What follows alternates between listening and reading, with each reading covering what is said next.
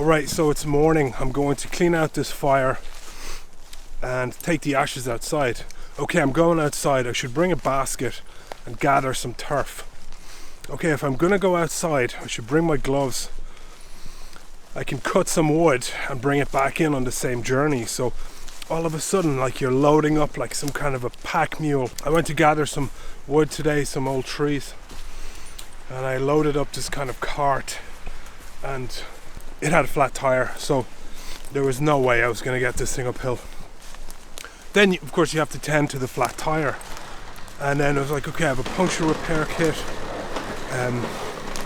All of these other tasks come before what was a fairly straightforward task, and it reminded me of a poem actually.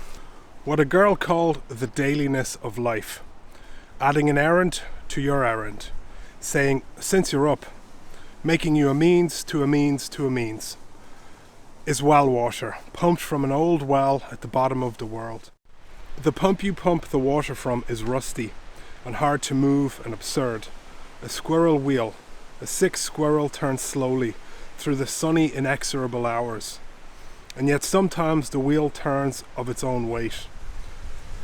The rusty pump pumps over your sweating face the clear water, cold, so cold. You cup your hands and gulp from them the dailiness of life. Yeah, the dailiness of life here. So there's a lot to be said for the sort of the constancy of nature, insofar as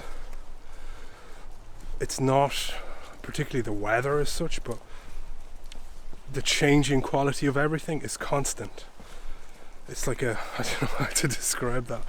It's like the connection that I feel to nature. There's something about gathering your wood, cutting your wood, setting your fire that's hugely rewarding. I don't know what it is.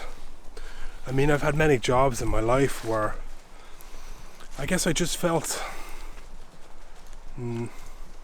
detached, if you like. I know you earn a salary by doing quite abstract things essentially, and then you take that money and do as you wish, build a lifestyle or supplement your life somehow. But yeah, there can be quite a disconnect, I felt. But the actual labor and the sweat that you experience when you're doing these kinds of tasks, that you can later kind of enjoy the fruits of that labor, in a sense, with this wonderful fire. Like it's poetic. It is poetry to me, and it's given me all these ideas about self-sufficiency and the kind of lifestyle I'd like to build.